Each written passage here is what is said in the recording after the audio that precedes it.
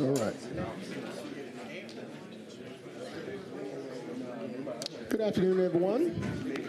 Thank you guys for being here for the very first commission meeting for the month of May. Madam Clerk, I call this meeting to order.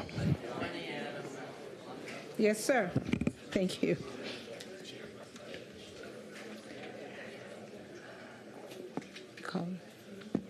Call your attention to the invocation portion of our agenda, which will be shared with us today by Father Vincent of the Most Holy Trinity Catholic Church, after which we would like to ask the Reverend Booker if he would please lead us in our Pledge of Allegiance. Would you please stand, Mr. Anthony Booker?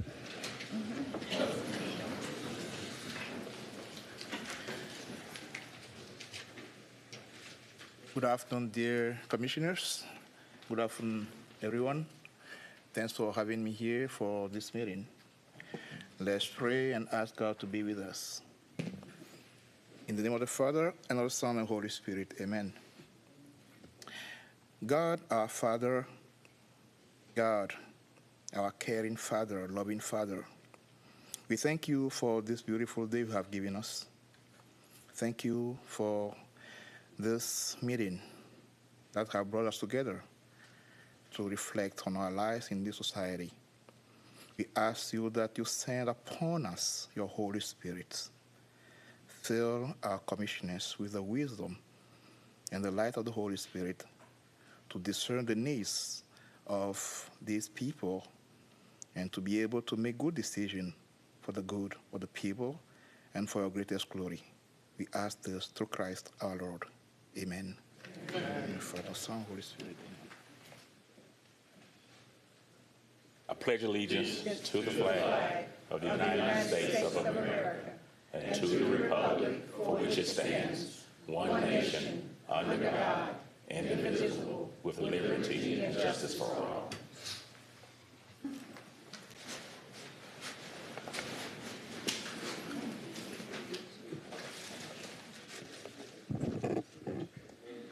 Pastor Vincent, would you please stand? Thank you. Thank you again so much for your congeniality and your loving kindness shown toward us and accepting our invitation to have you come and pray for us. We thank you. And by these presents be it known that Father Vincent of the Most Holy Trinity Catholic Church is our chaplain of the day. May his spiritual guidance and civic leadership serve as an example for all citizens of Augusta.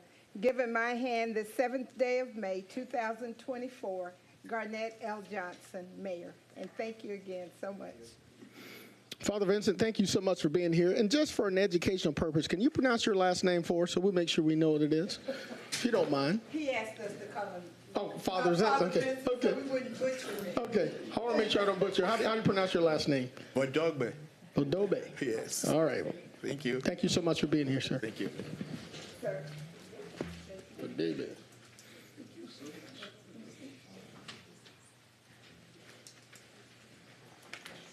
Madam Clerk, let's continue. We're going to do our special acknowledgement, or we're going to proceed with Curtis Baptist first.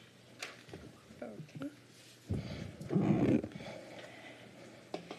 And before we get started, Mr. Mayor, we would like to read and share with our audience today the proclamation in honor Please. of the Curtis Baptist boys basketball team.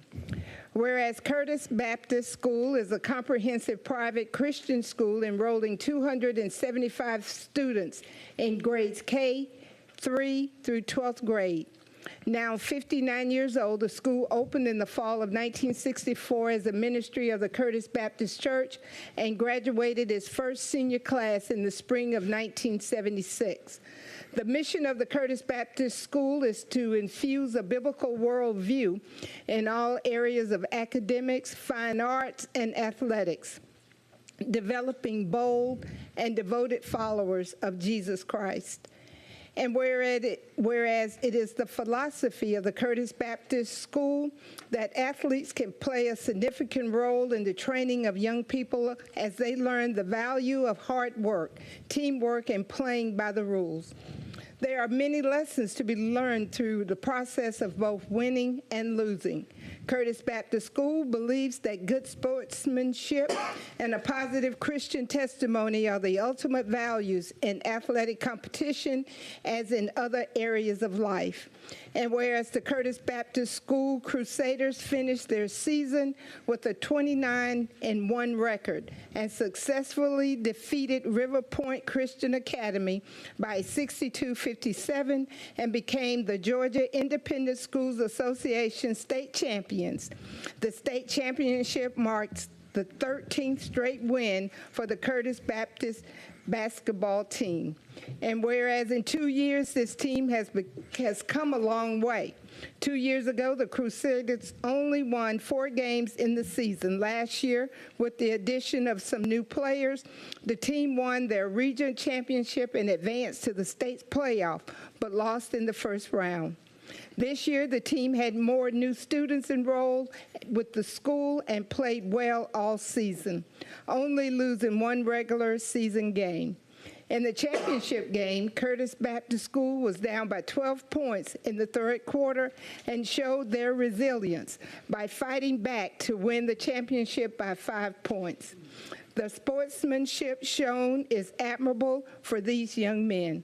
And now, therefore, it be resolved that I, Garnett L. Johnson, Mayor of the City of Augusta, do hereby proclaim February 24, 2024 as Curtis Baptist School Boys Basketball Day. In witness thereof, I have unto set my hand and caused the seal of Augusta, Georgia, to be affixed this day. Under my hand, the 7th day of May, 2024, Garnett L. Johnson, Mayor. Congratulations.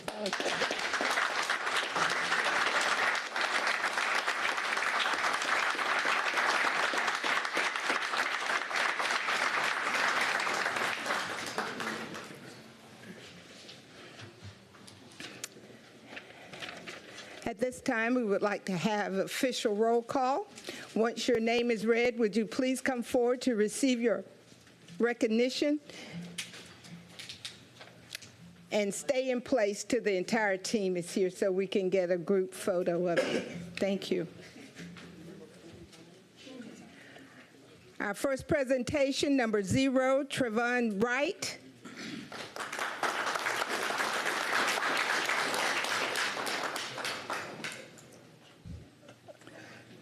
Number 1, Trez Mincy.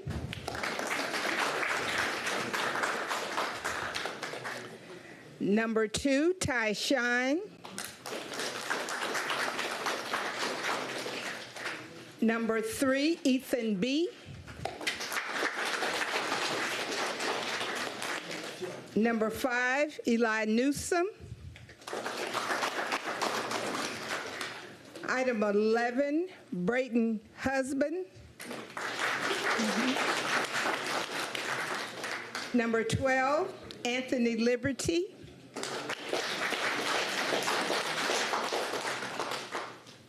Number 14, Brock Dotson.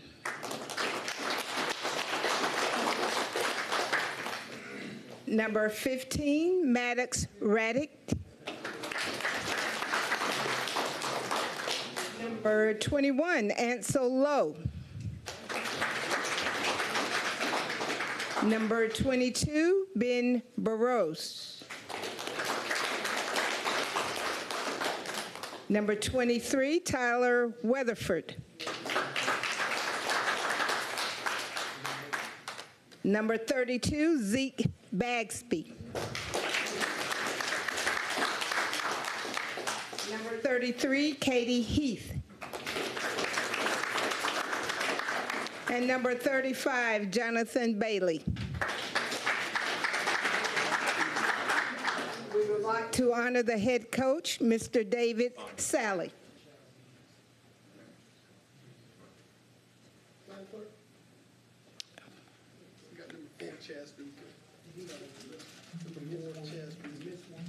Number 4, Chasby. Number 4, Chasby. We apologize. Thank you.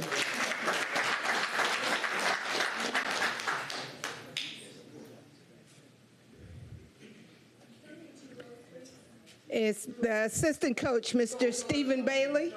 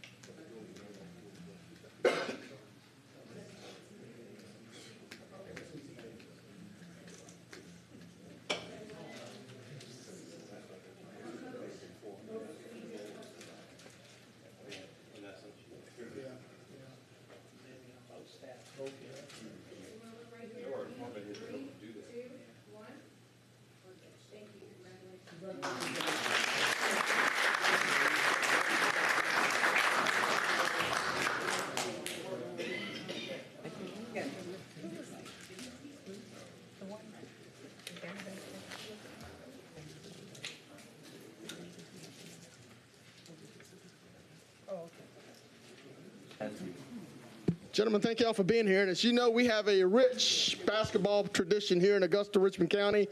Numerous state championships, numerous state contenders, and this is just another one. So if you have a kid that's playing basketball living in Augusta, Richmond County, we got something special going. Got something special going. All right.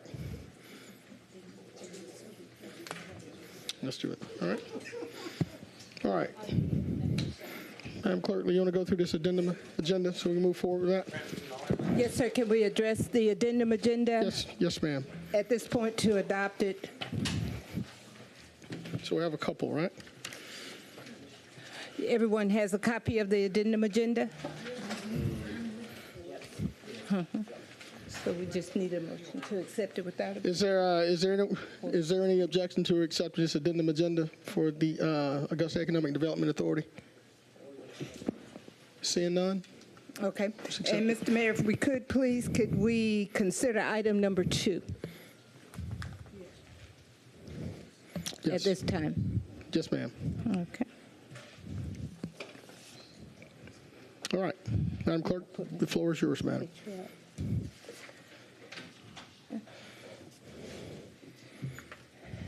City of Augusta, resolution of condolences. Whereas the City of Augusta declares today, May 7th, 2024, as a day to celebrate the life of former Augusta Richmond County Commissioner James W. Jimmy Smith, Jr. Whereas Commissioner Jimmy Smith served 2 consecutive terms representing Commission District 8 from January 2002, 4 through December 31, 2010 on the following committees: 2004 through 2005, Vice Chairman of the Public Services and Engineering Services member; 2006 through 2007, Engineering Services Chairman; 2008 through 9, Engineering Services Chairman and Public Safety member; 2010 through 11, Vice Chairman of Public Services and Administrative Services member; 1998 to 2002, Richmond County Hospital Authority Board member. He was also a member of the Georgia Municipal Association and the Association of County Commissioners of Georgia during his tenure and received his designation as a certified county commissioner on April 26, 2008. Therefore, it be resolved that Commissioner Jimmy Smith's hard-working ways will be sorely missed by all who knew and loved him, as he shall forever live in your hearts. The members of the Augusta Commission were deeply saddened to hear of his passing, and it is with our sincere care and concern that we send these humble words expressing our heartfelt sympathy.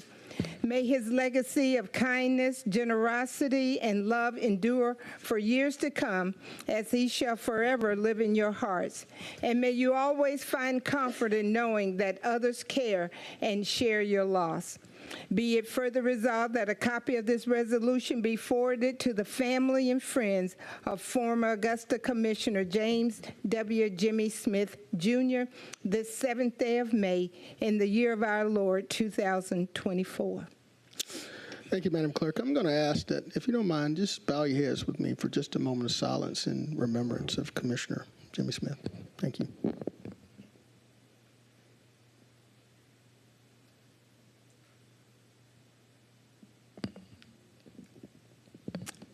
Thank you. As you know, former Commissioner Jimmy Smith, his service to this community goes far beyond his time as a commissioner.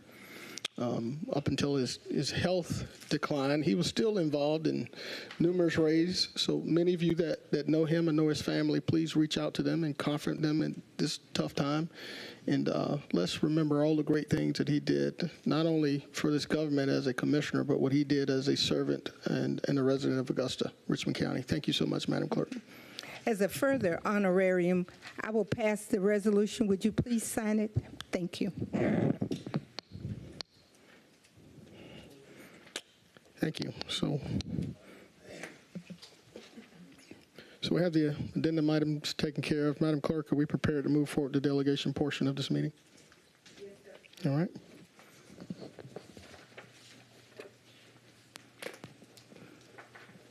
Our first delegation, Mr. Melvin L. Kelly, regarding youth programs. Thank you. Mr. Kelly, welcome. Here you call me fresh, you know I'm a little shy. We know all about it, sir, if you don't mind. Come on up, sir. All right, I'm here, sir. All right, if you will, for the record, How you please doing, state your Mayor? name and My address. name is Melvin Lorenzo Kelly. I need you to speak into the mic for Yes, the sir, official give me record. that mic. got My it. name is Melvin Lorenzo Kelly. My address is 2014 Olive Road, Augusta, Georgia. And my specialty is research, voluntary research in the areas of employment, housing, education, and recreation. Now, what I want to bring to you today, come on, Tasha, Miss McFarley. She told me to call her Miss McFarley. Okay. What I want to bring forth to you today, good to see you, Commissioner Mason and Guilfoyle. The rest of y'all, nice to meet you. I want to introduce you to a new, something I came up with, a new proposed project. I'm not charging you no money. I don't want you to hire me. You don't have to give me nothing. I'm just going to bring it to you. Just going to bring it to you raw. Is that all right? Because I believe in the city of Augusta, after so many years of involvement, you need to have some extra besides sports in this city for the residents and the children. You need to bring something a little bit forward. No, a little bit forward. Let's change the course, all right? So what she got there, is it up on the board? Me and my professor at Augusta Tech University laid this out for you. That's the floor plan for a planetarium and a museum. I don't know if you can see all of it. Can you see it? Okay, good. Now, this is just what I'm bringing to you. Don't cost you nothing to listen. So, are you finished, Ms. McFarley? No, she's not finished. So, anyway, I'm going to keep talking because I know the mayor going to jump in a minute or two. So, Yeah, about 3. oh, I'm glad. I'm glad to have you. I'm glad to have you involved. But what this is a planetarium, and a planetarium, as you can't see it. It's not on the board. Oh, well, don't worry about it. I'll keep talking. A planetarium is a avenue which you come to and you sit down and you look up and you observe things about the cosmos and the stars and what else is going on in the universe, because new knowledge has been discovered and being explained. And it's in the school system. It comes under science, math, technology, and engineering. Now, I don't have nothing against sports. I'm going to be honest with you, but I'm not a sports fan. I'm an engineering type guy. And I personally think that it'd be good for the city for you to indulge in that for the children's purpose. Now, out of the 32,000 children you have attending the Augusta public school system, everybody's not into sports. And the world is really going in a different direction beyond sports, you know, kicking the ball, carrying the ball, running the ball, one thing. You want to take the children into a different direction with the, let's say, thermodynamics, physics, science. You want to get them into something more educational. I'm not talking, I see Reverend Booker over there rubbing his head, Reverend Booker, but this is not religious, this is educational, which I'm talking about. And if you could provide them with another door of opportunity besides sports, I think it'd be nice. I think it'd be real, real, real nice. Now, Tell them I'm not home. So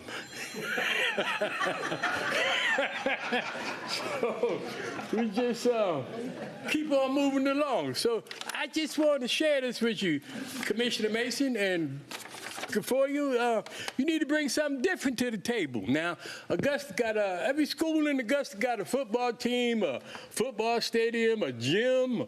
They got something you can run after or chase, you know. And if that's what they want to do, that's what they want to do. But don't forget the other students. Don't forget the other students that's going into science, technology, engineering, and math, which includes thermodynamics, physics, a whole lot of other things. Now, I ain't gonna give you time to talk on my time, Mr. Mayor.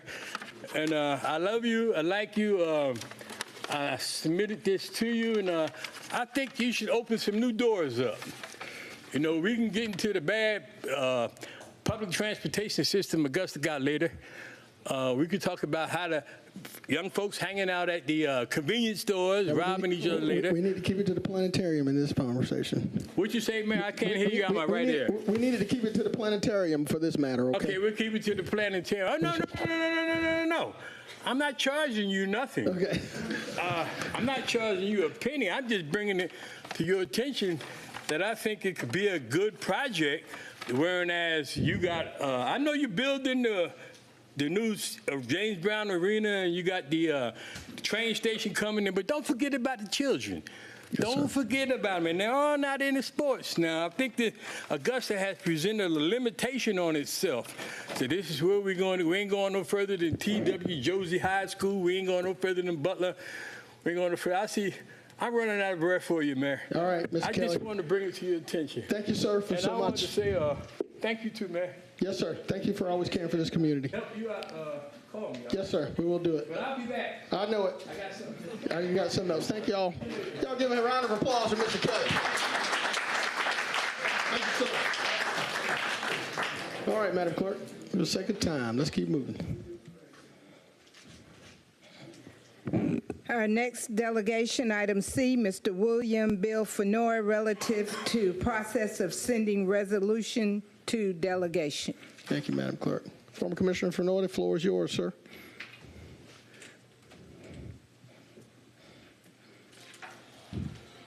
It doesn't matter. Wherever you're comfortable.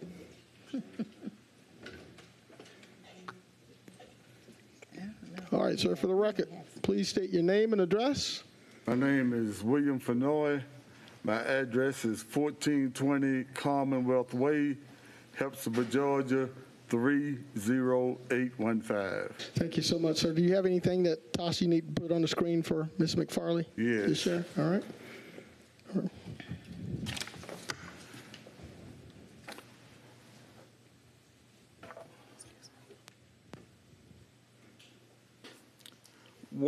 One of my concerns is not so much as how the people of Richmond County vote on whether the mayor should have a vote or not, but my concern is the process that took place in order to get that item on the ballot. Previously, from my understanding, it took 6 votes in order to send a resolution to the delegation. The resolution had to be initialed by the attorney, it had to be signed by the mayor, and it had to be certified by the clerk of commission.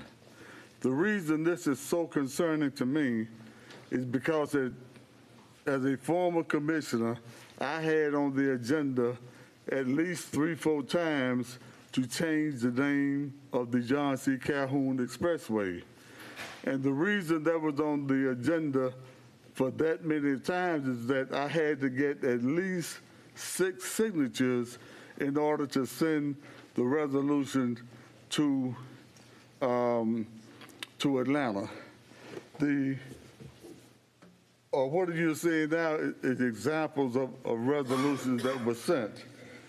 This is a copy of the resolution that was generated out of the mayor's office. from my understanding, the mayor cannot send resolutions to Atlanta or to the delegation. When the delegation received the resolution, they did not act on it because they considered it a fake document. Because they didn't act on it, we had Max Burns, Lee Anderson, and Mark Newton to make this a general issue as opposed to local delegation. And they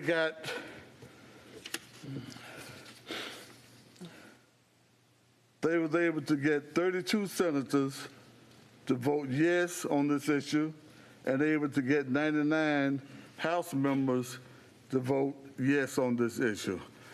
I think that is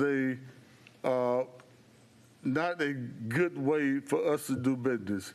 We have policies and procedures in place, and I think that we should follow policies and procedures. One of the biggest concerns about elected officials is transparency. And everybody talks about transparency when they're running for office, and they talk about transparency when they're in office. I think that we as a city, and we as you all as former elected officials, should do everything possible to eliminate the thought of transparency not taking place. I hope that in the future, when resolutions are sent to the delegation, that the process that's already been laid out and established and have worked in the past will be used as opposed to the one that was used on the issue of whether the mayor should have a vote or not. Thank you for your time. Thank you, former Commissioner Fenoy. Chair recognizes Commissioner from the 3rd, Commissioner Catherine Smith Meeknight. Thank you, Mr. Fenoy. Anyway, I see where I'm looking at this, and yes, my name doesn't have a signature, but yes, I was in support of that, so just wanted to make that very clear. Thank you, Commissioner. Chair recognizes Commissioner from the 5th, Commissioner Bobby Williams. Yes, sir. Commissioner Fenoy, were any of the legislators asked about looking at this when it comes to people like Gloria Frazier? Gloria Frazier spoke against this on the House floor. Also, our delegation leader, Mr. Prince, spoke against it. But because it was not local legislation, they couldn't act on it. They could express the opposition to it, but when it became general and it would go to the state house and the state senate, then all of the senators in the state of Georgia and all of the legislators and the House members in the state of Georgia could vote on this. And I don't think it's right for folks that live outside of Richmond County to make decisions about what goes on in Richmond County.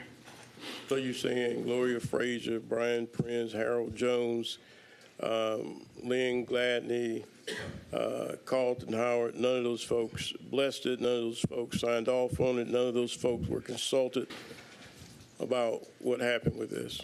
No, none of them. Now, the sponsors of this piece of legislation was Max Burns, was Lee Anderson, and Mark Newton.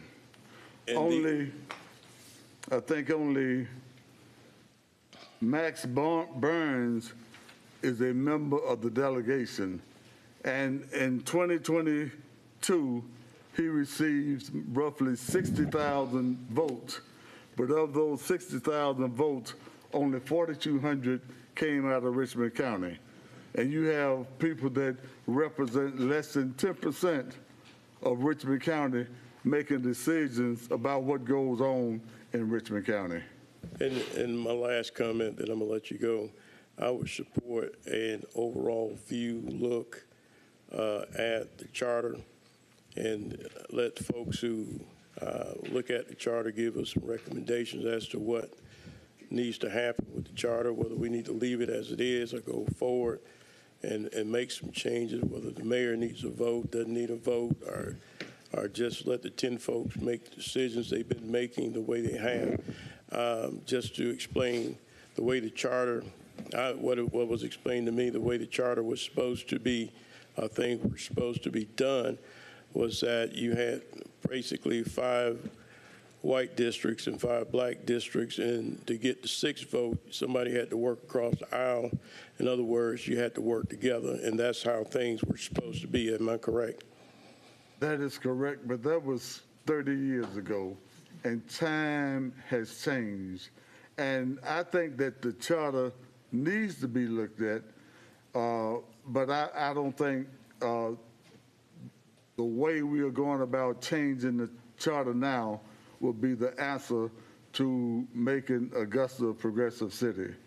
I'm not opposed to the mayor getting the vote, but I think that there's a process that we have to go through, and if it takes looking at the charter as a whole to make these changes, and they decide to give him a vote, or if they decide to give former commissioners a vote, I wouldn't have a problem with any of that. Mm-hmm. You say give former commissioners Former a vote? commissioners, yeah. I'll shut up after this. I've had some former commissioners to call me, and I sat down with one the other day and talked with her about an hour or so about the charter and possibly doing some changes and what have you. And, pretty much came to the conclusion that it does need to be looked at. I'm just not sure this is the way to do it. Thank you, sir. Thank you, Commissioner from the 5th. And let me just clarify for the record that before Senate Bill 231 was introduced, every single member of our legislative delegation and I were in a meeting in Atlanta to discuss this. So this was not by any kind of approach to where it was hidden from anybody. I actually asked a majority of the members of this commission, in which I got signatures from 5, and I actually asked 6. There was one that did not get back with me, so this was not done in secrecy. And what this bill does, it allows the voters of Augusta and Richmond County to decide what's best for their government. Not the commission, nor the legislative delegation, the Georgia General Assembly, the governor, the voters of Augusta, Richmond County, which is democracy in its purest, fairest form. So that's what this does. And this will be decided on May 21st. You vote yes, you vote no, it doesn't matter, but you get to vote. And I stand by that. So with that, I recognize Commissioner Tony Lewis. You're in the queue, sir. Thank you, Mr. Mayor. Thank you, Mr. Fenoy, for enlightening us on the processes of resolutions. The mayor has just stated that, I think you stated that there was only 5 commissioners whose signature bears this resolution. And the mayor just stated that he did, in fact, ask 6 commissioners. And the last time I checked, we had 10 commissioners. So if the mayor wants to ask 6, why doesn't the mayor ask all 10 of the commissioners? So the problem I have is that the mayor asked 6 commissioners. He said 1 didn't get back with him, but he didn't ask 4 more commissioners because there's 10 commissioners that represents the city of Augusta, Georgia. So that process within itself, to me, but it is looked upon as some disingenuous. It really does. It gives the foregone conclusion that the mayor picks the people or picked the people that he wanted to ask to be a part of this resolution. And I don't think that it's fair to those of us that were not asked whether we agree to sign the resolution or not to sign the resolution. The choice would have been ours, but at least give us the opportunity to have the choice. And the mayor did not do that. He failed this commission, and he failed the citizens of Augusta, Richmond County by not doing so. Thank you. Thank you, Commissioner from the 6th. And let it be noted that I did call and ask you, and you said you'd get back with me. Until this day, you have not. So thank you for that. Chair recognizes Commissioner Wayne Guilfoyle. Thank you, Mr. Mayor. Mr. Fenoy, good seeing you again. It was great seeing you on Saturday. I agree with you that we do have to address this charter. You've been involved with it on the past, being here on the commission in the past. I appreciate that you agree that the mayor should have a vote. And one thing I want to put clarity to, the mayor didn't work on the behalf of the commission because on the top of this header it says Office of the Mayor, a resolution requested by the Augusta Richmond County Office of the Mayor, how it was sent in. And that's the way I'm taking it. I know all the other docs that was presented before showed that it was the commission. But definitely great to see you, and I appreciate your stance on this issue, Mr. Fenoy. Thank you. Thank you. Commissioner Lewis, you're back in the queue, sir. Thank you, Mr. Mayor. Mr. Mayor, you've asked me on numerous occasions about supporting certain issues, and I don't recall you asking me, and I don't recall me telling you that I'll get back with you. Now, I'm telling you that I don't recall, and I will not say that you did not, but I'm telling you that I do not recall us having that conversation, and I just wanted to state it publicly that I don't recall it. And if I did, I would be telling you the same thing and telling the people the same thing that I'm telling them right now. Thank you, sir. Thank you, Commissioner. And to wrap up, as you know, any law can be introduced by any Georgia resident. I could have did this as Garnett Johnson. I did it as mayor. Either of you who live in this state can call your legislative delegation member and say, I think something needs to be fixed in our state and in our community, and will you introduce legislation for me? Now, whether they can get that passed is a different story, but let me just tell you what Senate Bill 231 did. It cleared the Georgia House of Representatives legal review. It cleared the state of Georgia's Senate. It also cleared the governor's desk legal review, and this was a good bill. This is a fair bill. It lets the people decide. It is your vote. All right. Commissioner Lewis, you back in the queue, sir. Yes, sir. Thank you, Mr. Mayor. Mr. Mayor, you're absolutely right in ascertaining the fact that any citizen can do what you just stated. But nevertheless, if any citizen do what you just stated, they will not receive the attention that it received coming from the mayor of the city of Augusta bearing 5 signatures of commissioners. So the weight of the matter would have definitely, the dynamics would have changed if just Joe Blow sends a resolution as opposed to the mayor of Augusta sending a resolution. It gets more attention. So if Joe Blow had to send a resolution, it probably would be still circulating in around the Capitol or somewhere out in cyberspace. But because you are the mayor, and because there's 5 signatures of my colleagues that was on the resolution, then that's why it got the attention that it got. Thank you, sir. Thank you, Commissioner. Chair recognizes Commissioner from the 1st, Commissioner Jordan Johnson. Thank you, Mr. Mayor. I also want to add in here that when this resolution went to the governor's office, I believe they requested that a resolution from the governing body be presented. The governing body of this city is the county commission.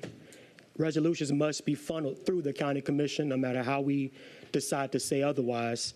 Our Rules and Procedures Manual, Section 4, clearly states that ordinances and resolutions must be passed through the commission. So resolutions outside of this commission are not resolutions. If that wasn't the case, we wouldn't be having a resolution on this agenda today about the Development Authority. We would not have needed a resolution for Commissioner Smith. We would not have needed a resolution for the bonds for the James Brown Arena. If the mayor could have done it by himself, we would not have these on the agenda. So I just want to just say very briefly, and I'm going to get out of the queue, is that when we're talking about following rules and processes, it's so important in this government. Just last week, we had a blowout on this body about processes not being followed, which has cost us lots of money. And so when we're not following rules and processes and procedures, what does that tell the people that we're holding accountable that's working for our government? It's not Jordan Johnson speaking. It is the Rules and Procedures Manual here that clearly states how ordinances and resolutions are passed. If one office could do it alone, you would not need a policy that was adopted by this commission in 2019 to tell us how to do it. As a matter of fact, that ordinance was adopted because of things like this happening. So we cannot just arbitrarily break the rules up here. I want to put that in for the record just because I don't want there to be any confusion, that there is an ordinance, there is a procedure that was voted on by this body to tell us how ordinances and resolutions are passed. Thank you, sir. Thank you, Commissioner. Let me remind you that this is legislation that passed last Georgia General Assembly legislative session. The governor signed this over a year ago. This bill went through the House, through the entire Georgia General Assembly process of 2023. So, all right. Chair recognizes Commissioner from the 3rd, Commissioner Catherine Thank you, Smith. Mr. Mayor. You did follow the procedure, and you did it exactly correct. You're also allowing the citizens of Augusta, Georgia, to decide yes or no on the ballot in 2 weeks. So you did it right. And I want to say, too, that we need to move on because this is something that could have been discussed over a year ago, and now we're sitting here today doing this. I said we got to take care of the people's business. Thank you. Thank you, Commissioner from the 3rd. Chair recognizes Commissioner Stacy Pulliam. Thank you so much, Mr. Mayor.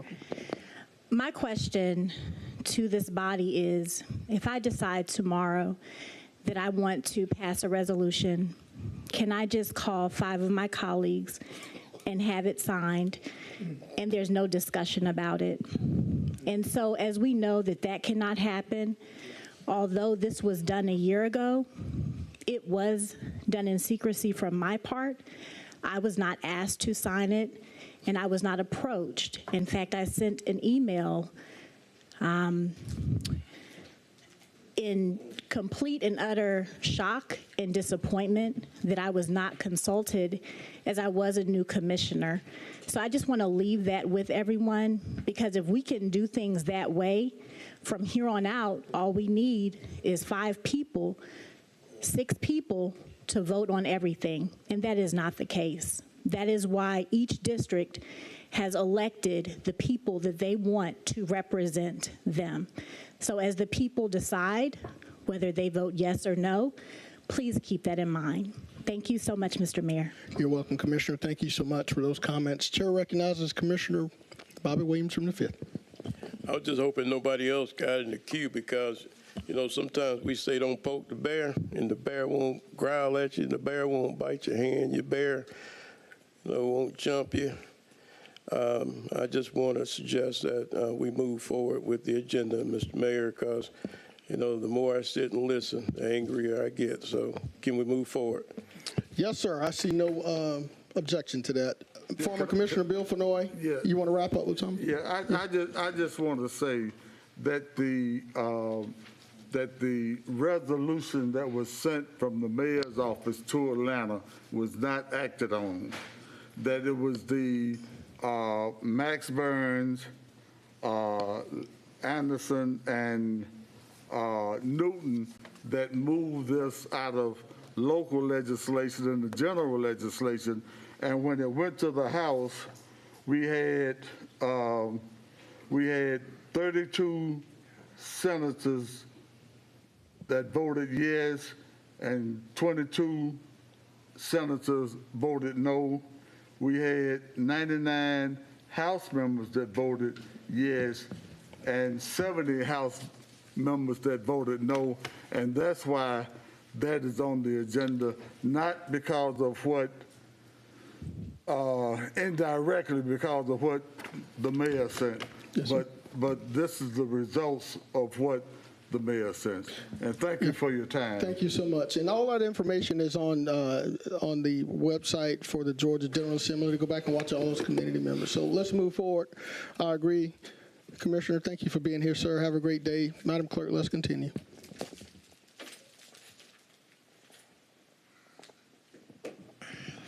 Our next delegation, item D, Ms. Jessica Dubose, Best Friends Animal Society, relative to Augusta Animal Services assessment and offer of support. Hello, ladies. Thank y'all for being here. If you will, for a record, please state your name and address. Sure. Jessica Dubois, 2281 Acres Mill Road, Southeast Atlanta, 30339. Thank you, Ms. Dubois. And Gina Burrows, address is 1823 Mitchell Street, Savannah, Georgia, 31405. Thank you so much. You guys have 5 minutes. Thank you.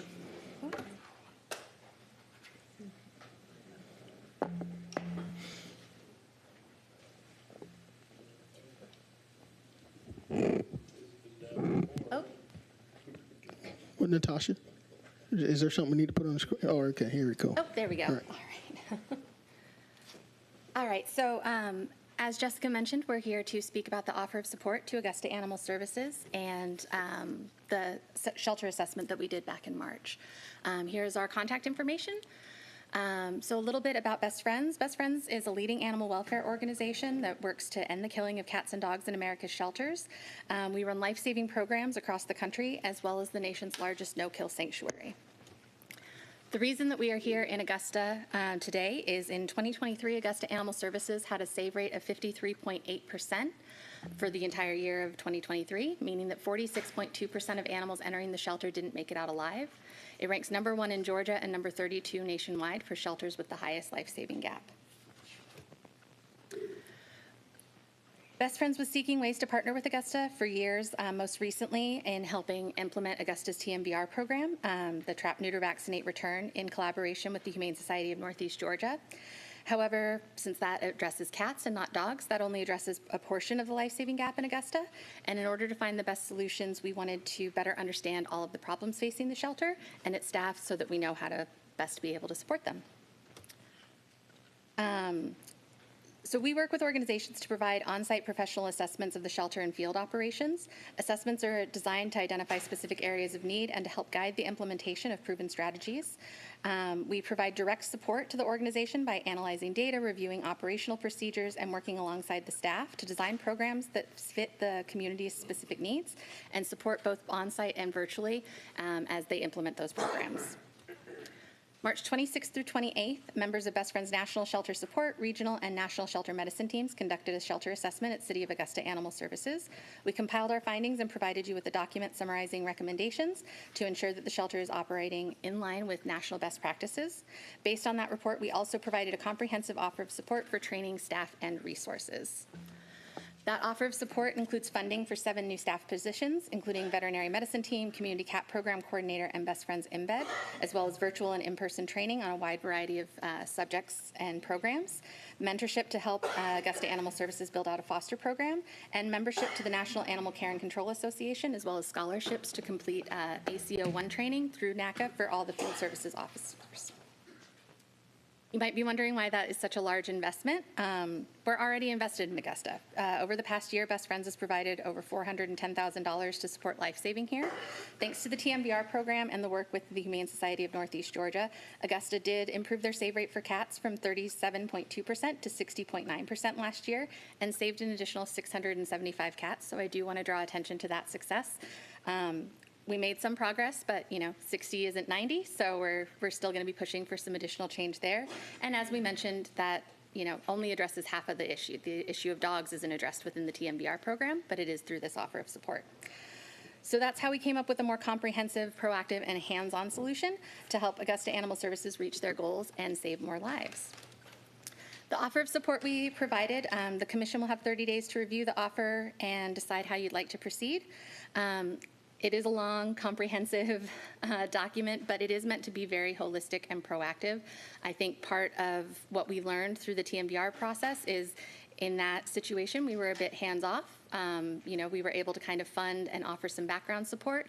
And again, we saw some successes, but would like to see more. So this is why we're offering a much more comprehensive and hands-on offer this time around. Best Friends staff is available to meet and discuss any questions or concerns that you have at your convenience as you evaluate that offer, and our contact information is there. Thank you, Ms. Burrows. There's a couple of colleagues in the queue. Chair recognizes Commissioner from the 9th, Commissioner Francine Scott. Thank you, Mr. Mayor. This question may be for Director Hill or the interim administrator or Mr. Jackson. Have you all met with Best Friends? Commissioner Scott, I have not met with Best Friends and have some concerns regarding the information they've presented today. However, Director Hill has spoken with them and can speak further regarding this matter. Is he here? He's here. Dr. Hill, you want to approach her? He's not a doctor. Yeah, we're going to claim it. Let's go ahead and claim it. Good afternoon, Commissioners, and Mayor. I'm sorry? You got a new title up here. Oh. Give you an honorary doctorate. I accept. So yes, I have been in conversation with Best Friends. However, I do feel like the process was rushed. There wasn't proper communication. We didn't have proper time to discuss the information that was presented. There are several things in the recommendation that we are actually practicing. And if I must be honest, as the Animal Services Director, and based on my 20 years of experience in the animal control field, there are certain things in the document that cause red flags as far as public safety, and those things, cause me great concern. Okay. Now, I'm sorry. No. Ms. Burrows. Yes, ma'am. I saw, I'm going to look at some money, $910,898. That's the approximate amount for staff time, salaries, benefits, et cetera, that we would be providing through that offer of support. Since it does, encompass many staff positions, that encompasses their salary as well as, supplies that we would be providing, staff time to come up and do training. So it's basically, it's not a direct amount of funding that we're providing. It's the value of what we're trying to provide. Okay. One last question. Floor's yours. Best Friends. Now, do you all work with the Georgia Department of Agriculture, and are you all a sanction type organization? Yes, ma'am. So we're a national animal welfare nonprofit. We do have different life-saving centers, including our sanctuary in Kanab, Utah, life-saving centers in Salt Lake, Los Angeles, Northwest Arkansas, Houston, and New York City.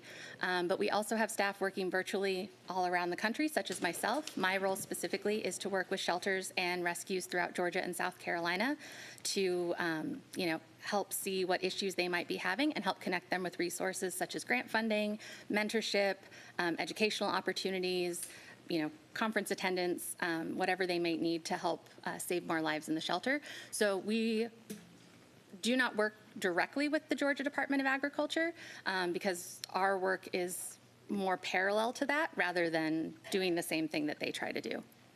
We don't provide direct oversight for the shelters. We kind of educate more in best practices. One more question. Sure, take your time. Director Hill, have you all had any not so fair evaluation from the Department of Agriculture on your the animal services here in Augusta? No, we have not. Since my tenure here, we've always had a passing inspection with the Department of Agriculture. Okay. Clearly, I know we need to do something about the animal service, especially the building and all of that, but I'm going to get out of the queue, but I may have to come back. Certainly, you're more than welcome to do that. Thank you, Commissioner Scott. Chair recognizes Commissioner from the 8th, Commissioner Brandon Garrett. Thank you, Mayor. First of all, thank you for the work that you've done with the CAP program and trying to get that off the ground. I know that was a lot of heavy lifting on your part. Just to clarify the question, I think that Commissioner Scott was asking in regards to the funding, that is not funding you're requesting from us. That's basically, you're telling us this is the amount that we're providing through our services. Yes, sir. So is there a financial request from Augusta? No, sir. So there would be no financial cost to the taxpayers here? None whatsoever. We would just be helping supplement with additional resources.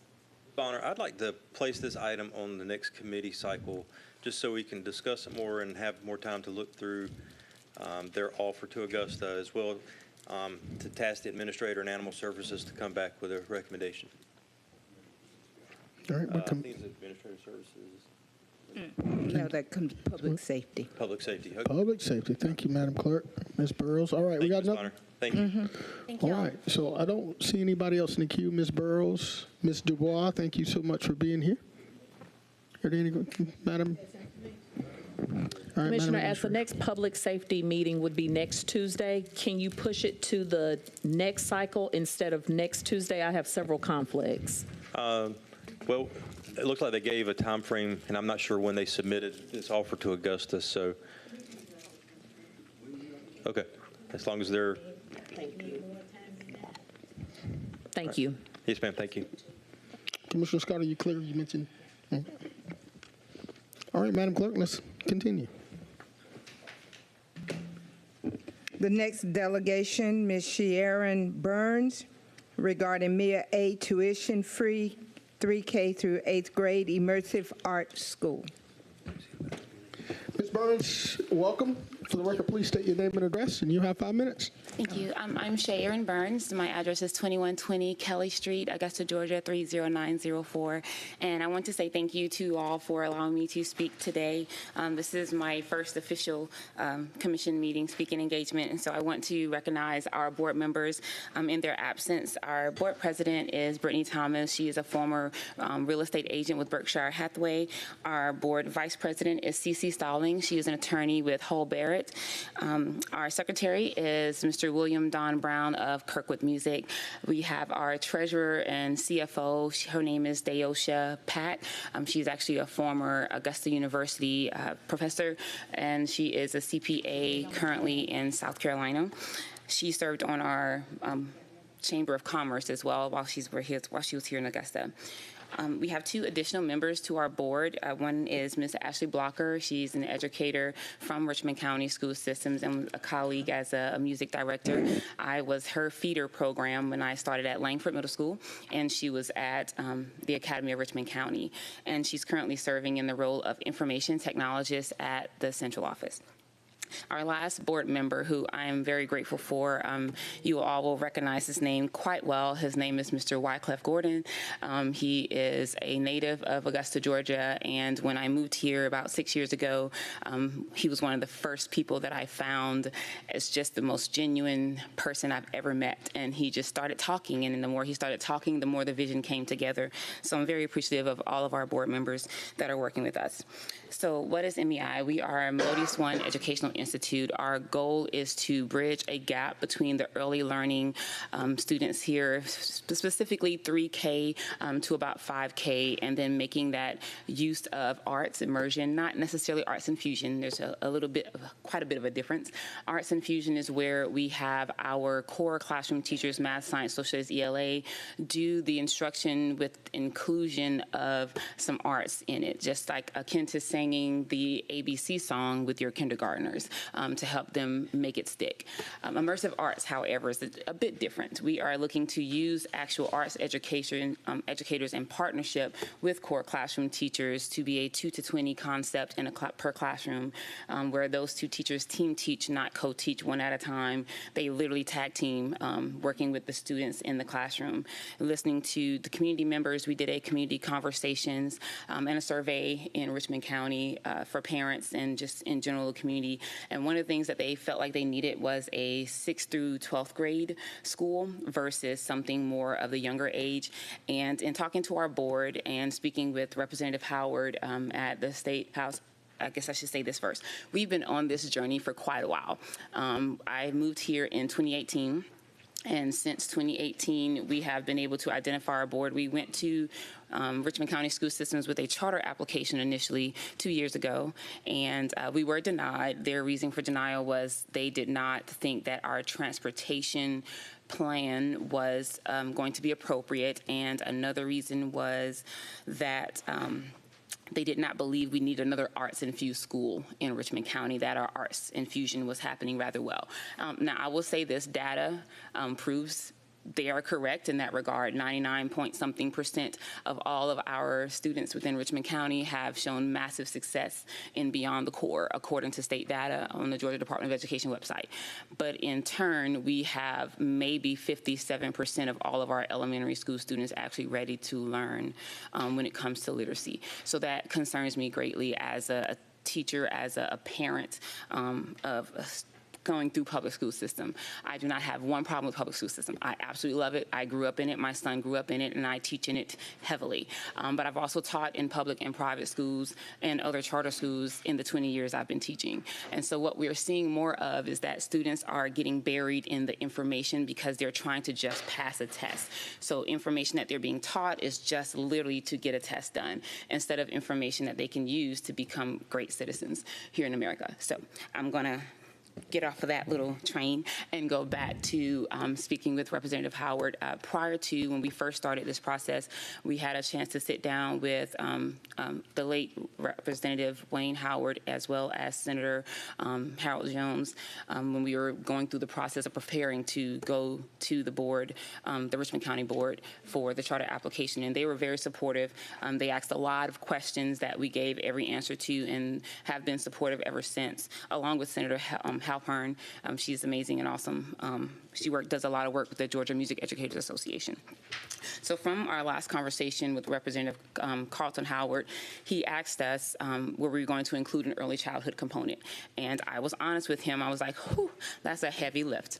Right now, we were initially only going to do K-5 with conversations with the community. We opened it up to K-8 to build that bridge. And then his conversation was like, we really need some early childhood things out there. And so I sat down with Ms. Belcher from the Head Start EOA. Got 1 minute. Lovely, thank you. And she put me in contact with some other community representatives to assist us in bringing in Head Start. So we're currently writing the Head Start grant so that we can include the piece and component. On the handout that I gave you all, there are 3 requests that we have there.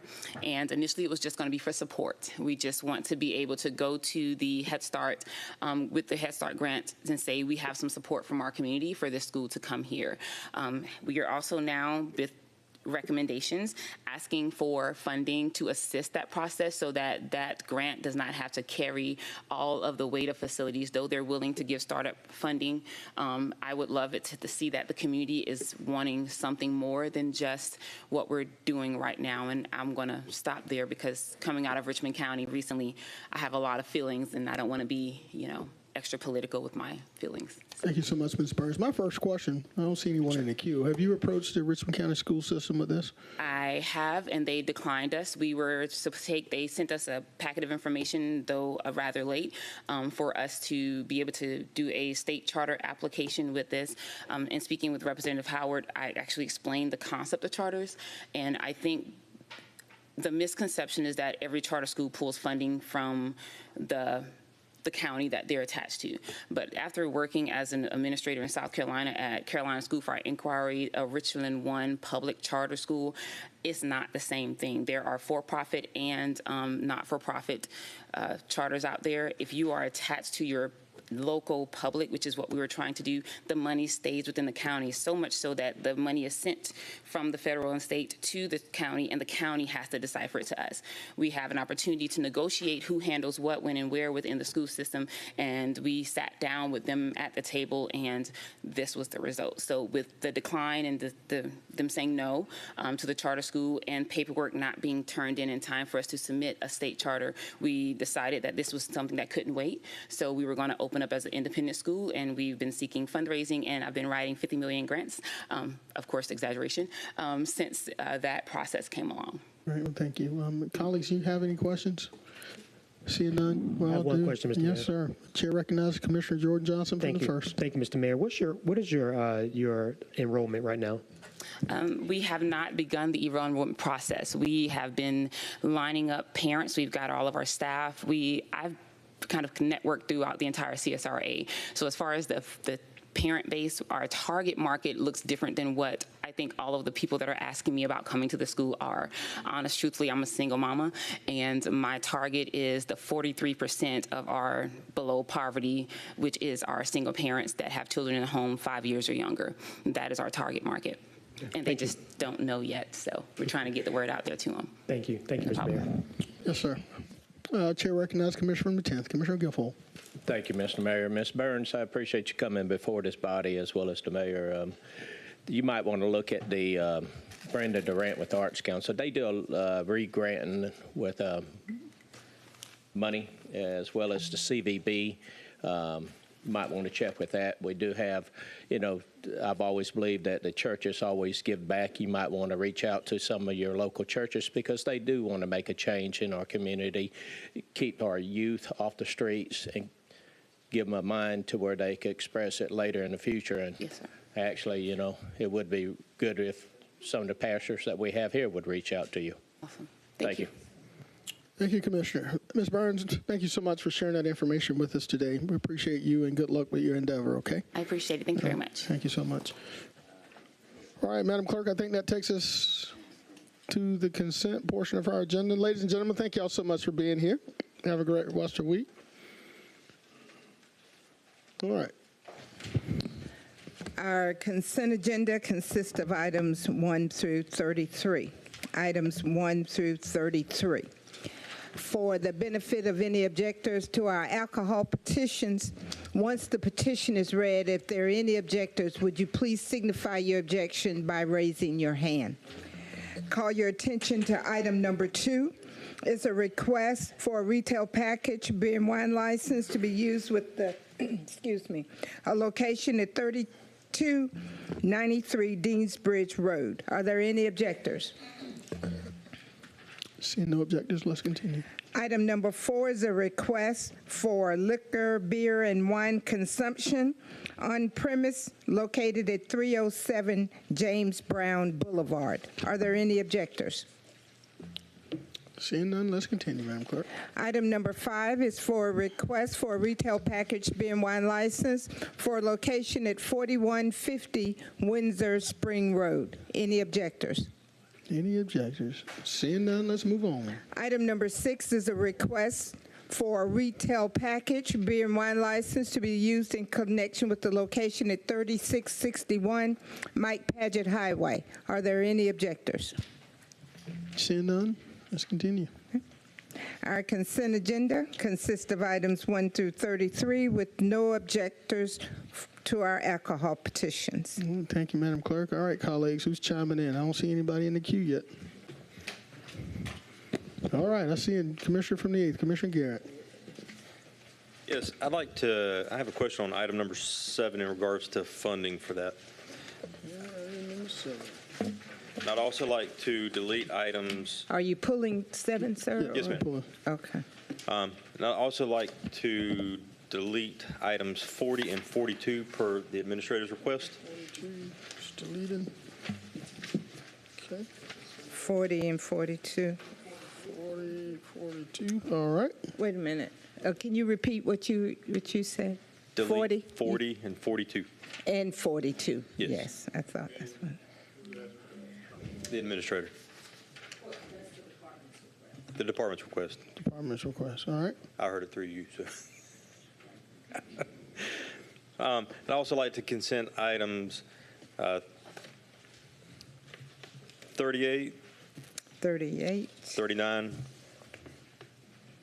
40, nope, not 41, 43, 43, and 44 and 45. 44 and 45. And also, I think we can add item 47 as well, 47? if that's okay with Commissioner Lewis. That is okay. That is okay. All right. You got those numbers? 47? Yes, ma'am. 47. All right. Y'all making this job too easy. Anybody else chiming in? There we go. Commissioner from the 10th, Commissioner Guilfoyle. Consent agenda item number 48, if nobody minds. Actually, someone has a question for that Okay. one. We have a commissioner from the 1st would like to ask a couple of questions. We're going to bring it up first, though. All right? So we're not adding 48. All right, Madam Clerk? Mr. Mayor and Commission, if we could we consent item 2 on our addendum agenda? So move. Yep. Okay, that will be added to the consent. Okay. Motion to approve. Commissioner Hold on, Johnson. Hold on. Yeah, I want to consent number 3 on the addendum. Can we consent items 1 as well? We can consent 1, 2, and 3 on the addendum. Consent 1, 2, and 3. I like that. I want to also 1 and consent item 50. And in that consent, I want to congratulate Commissioner McKnight on her post to second vice chair of the District 7 for GMA. Congratulations, Commissioner. Okay, item 50, sir, we need to designate a voting delegate. Can I recommend someone? Sure, the entire Commissioner commission can. Commissioner McKnight? You're recommending me? Of course, yes, Oh, ma'am. thank you. I'm honored. All right. Thanks. Can we do that without objection? Nobody objecting? Thank you very All right, much. let's move on. No objections. All right. Commissioner Garrett, you're still in the queue, sir. You made a McKnight. motion. Yeah, motion to approve is stated. There's a motion and a second. All right. Mr. Franum, okay. Mr. Franum, motion and a second. All right. Madam Clerk, seeing no one else in the queue, we're ready to vote.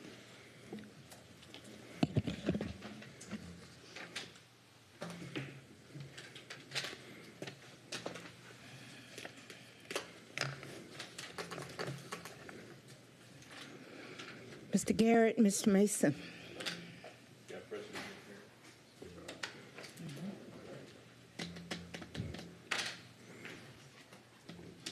Unanimous. Thank you, Madam Clerk. We're going to go to number 48 first. Commissioner Jordan Johnson had a question. As I understand, we have some guests that are in the audience. Thank you, Mr. Mayor. So this item could have been consented, but we need to hear from our financial advisors, Davenport. I believe Davenport is here.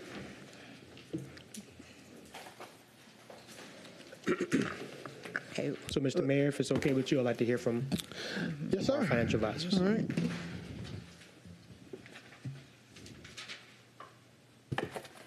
All right, sir, if you will, for the record, please state your name, Yes, sir. address, and who you Good represent. afternoon, Mr. Mayor. Courtney Rogers with Davenport and Company, the financial advisor for Augusta. Commissioners, good to see you all this afternoon. So earlier this morning, we had a bond sale for the James Brown Arena new construction, or the redo, if you will. And so if I could, I want to walk you a little bit through the process. We, of course, went to the public market and had to go through the bond rating process. It's been several years since we've had the bond ratings looked at by the rating agencies, as we've done some private direct bank loans on some of the several loans that we've done over the last few years during COVID. So we were able to talk to both Moody's and S&P, and happy to report we got the bond ratings affirmed, which basically means they stayed the same, AA2 with Moody's and AA with S&P. That is, as you'll see there on the screen, that is in the very strong category. So we are in a very strong position from the rating standpoint.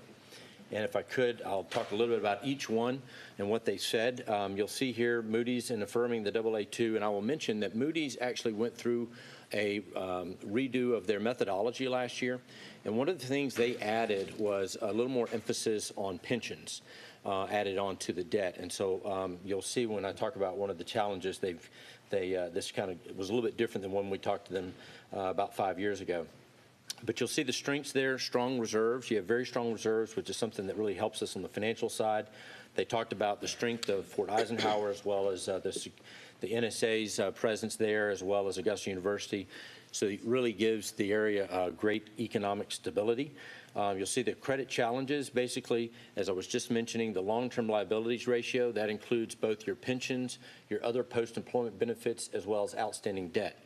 One thing that they also now add is, even though it's not a direct credit of the general fund, they also look at the utilities debt altogether. They also give us credit for the revenues of the utility system, but for this rating, they do include the debt of the utilities. And we told them, which you all may be aware, we're going to be coming back to you with a new issuance of bonds for utilities later this summer.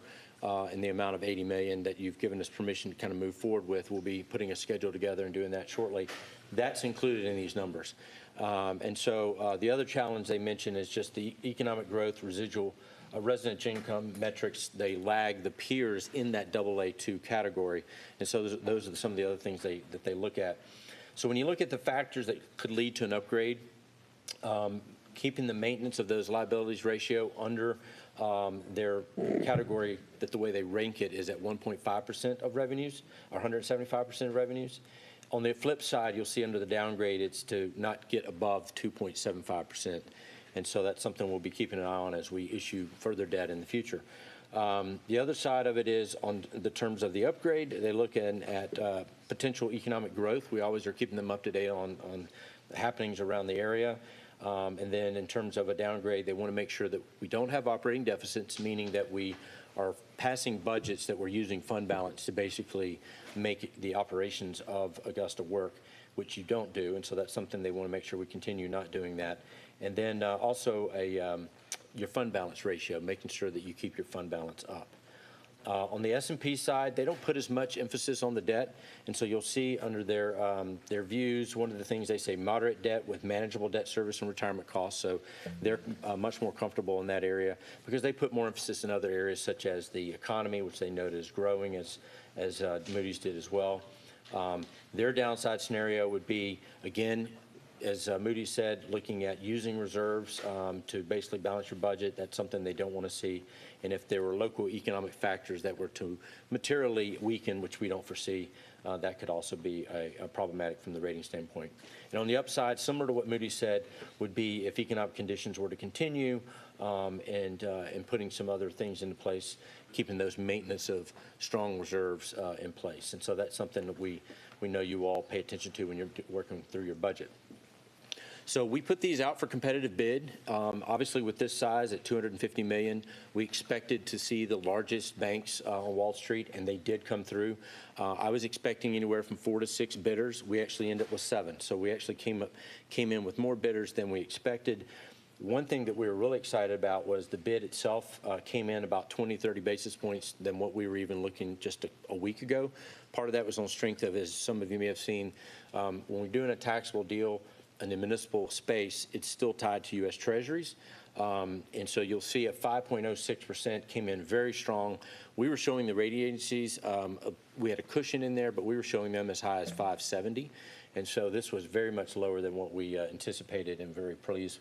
The other thing I'll note is that the top to bottom, from number 1 to number 7, you'll see that there's a very narrow spread, less than 10 basis points, less than 1/10 of 1%. That is very, very tight. It basically means that everyone in the market saw the credit with the strength that we had. And so on the strength of the Treasury market as well as your credit rating, we were very pleased with the results. What that translates into in terms of debt service is about $20.4 million. You know, we have to set the principal amounts when we set the question that was voted on, and so that was set some time ago. You'll notice that it increases a little bit over time. It goes up from about $20.4 million up to $22 million. Right now, if there's no growth in the sales tax, the half penny is roughly around $26 million, so kind of in that ballpark. So we're going to be pulling in more dollars than we need, and so we expect to be able to retire some of this debt earlier. We actually, typically in a bond market, we'll look at a 10-year call. We actually, being able to do it competitive, we were able to do an 8.5-year call, so that as dollars become available, we'll be basically taking bonds off the back end. Hopefully we'll pay this off. We haven't run all the numbers yet, but we'll probably pay this off in the 16-year range, maybe quicker, depending upon how revenues grow, right? If sales tax continue to grow strong, then we'll be able to take it out even sooner. The one other number I wanted to point out here is that we will be putting the full $250 million into the budget for the project. You'll see that project fund there at $250, and then rounding of about $70,000. So we'll be able to put the full amount needed, requested, I should say, for the construction of the project. So at this point, what we would ask is your approval of the bond resolution with those final results today, and then the lawyers will be working on the paperwork to bring forward for the mayor to sign, and we'll be working toward closing and having the bonds invested on May 16th. So with that, Mr. Mayor, I'm happy to answer questions. Thank you, sir. I see Commissioner Johnson, you're still in the queue, sir. Yes, sir. This is great news. So thank you all so much for this. This is wonderful news, actually. We can use some good news up here. I will make a motion to approve. Second. All right, there's a motion and a second. Madam Administrator, you in the queue? You getting something you need to add? I did, Mayor Johnson. Thank you for this. I wanted to commend not only Davenport, but the Augusta, Georgia Finance Department, because in addition to the great work that was done in securing our $250 million bond, they also recently received FY 2022 notification regarding our financial audit. So hats off to the finance team. And I just wanted to make certain that the commission, as well as the citizens of Augusta, could rest assured that our finances are in a good place. Thank you, Madam Administrator. And great work, team. Madam Clerk, we have a motion and a second to move forward with this. We're prepared to vote. There's no one else in the queue, so we're voting.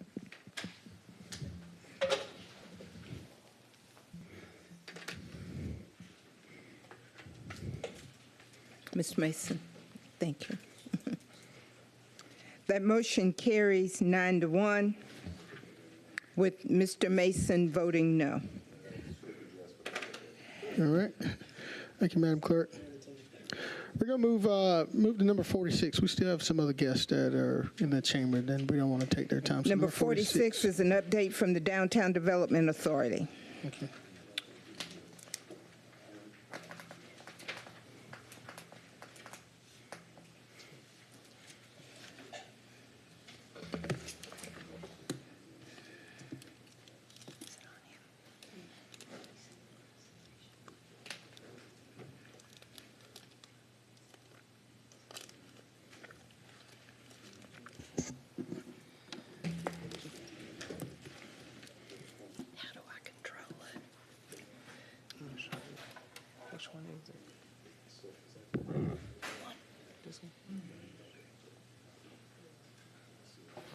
There you go.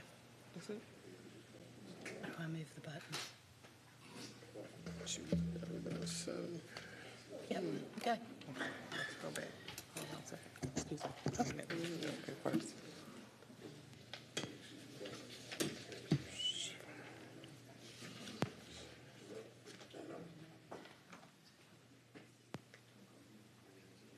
Okay, so this one. Good afternoon, Mayor and Commissioners, and thanks for having us today. And Commissioner Johnson, who sits on our board, thanks for putting this on the agenda. Today in the room, we also have Pastor Anthony Booker and James Hefner, who sit on the Downtown Development Board as well. Today, we are going to give you just some updates and talk about our statistics for 2023, about the ACE program downtown and some of our 2024 initiatives. We had a net gain of 80 new businesses open up in 2023 within the Downtown Development Authority boundaries. 56 were on the Broad Street corridor. And to put this into perspective, in 2021, there were 52 new businesses that opened up. 29% of them were minority. In 2022, 47 businesses opened up, with 33% of them minority, and we had another great year in 23 with 56 net new businesses with 40% minority owned. And this is something we should celebrate as a city, because our downtown demographics now match our overall. And actually, this is a story we should be telling everyone, that downtown Augusta is a great place to open up a business. Okay, here we go. Downtown housing is finally gaining some momentum, and we're very excited about it. These are some projects that have been completed recently. The Forrest Jackson House, Old Cars Groceries on Lower Green Street, Union Lofts. I don't know if you all remember those 3 buildings at Telfair and 9th Street, James Brown Boulevard, that have been empty. 3 buildings that have been empty for 50 years, now completed with 21 loft apartments, and the Proton Henry House is completed. We helped Old Cars Grocery. We did a low interest Georgia City's loan for that project, and we helped Union and the Henry House with our facade grant program. So 57 housing units recently completed and $16 million in private investment. So what's under construction now? King Mill is almost completed. It will be completed in December of this year. That's 245 units. The Augustan, that's right where the old bus station used to be, is completed. They have their CO and will begin leasing in the next couple of weeks. And then Hawthorne's great project, which broke ground last week, the Lennox on Laney Walker Boulevard. This represents another 445 market rate apartments and workforce, and $132 million in private investment. And then we've got a lot on the drawing board that are getting ready to happen. Sibley Mill will start construction in January, right after King Mill. We're working with Jeremy and Victor in East Boundary on a workforce housing project called Grand Villas. We're applying for a low-interest loan on their behalf. The Lamar Building is trying to close on their construction loan this week, so they can break ground, and that's 76 more units. And then we're working with the same developer that did Union Lofts to do another project on Broad Street. All in all, and we still have a couple of announcements that have not been made yet, but by the end of 2025, we could have 2,000 additional housing units in the downtown corridor, which is very exciting. You all remember the customer journey analytics that we used to come and talk about, how many visitors we have downtown. This is a report that we do on an annual basis for several reasons. Number one, we give this report to prospective businesses that want to open up. We give this information to existing businesses to find out who their customers are and how they can boost their business. But we as the DDA also monitor this to make sure we're promoting downtown Augusta and we're promoting it well.